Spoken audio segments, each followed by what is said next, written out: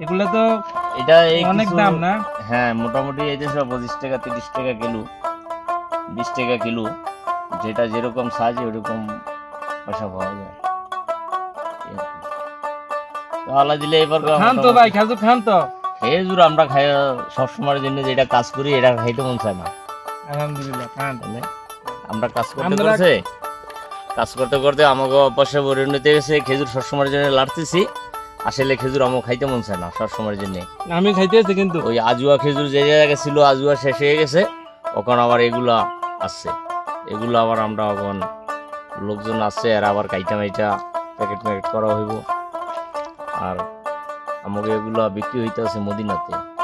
তো মালের দাম হইলে লেবার দিয়া মোটামুটি একটা চলে। তো আল্লাহ দিলে এই খেজুর সব গাছই আছে, দেখেন সব গাছই আল্লাহ দিলে খেজুর ভালো আছে মোটামুটি এবছর।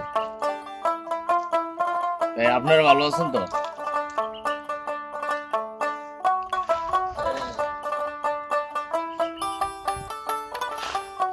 খেজুরের এই বছর আগামী সিজন থেকে আল্লাহ দিলে ভালো আছে, মোটামুটি দামও ভালো আছে।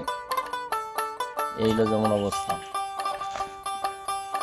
আচ্ছা ভাই, তোর কি আমরা যাই গিয়ে?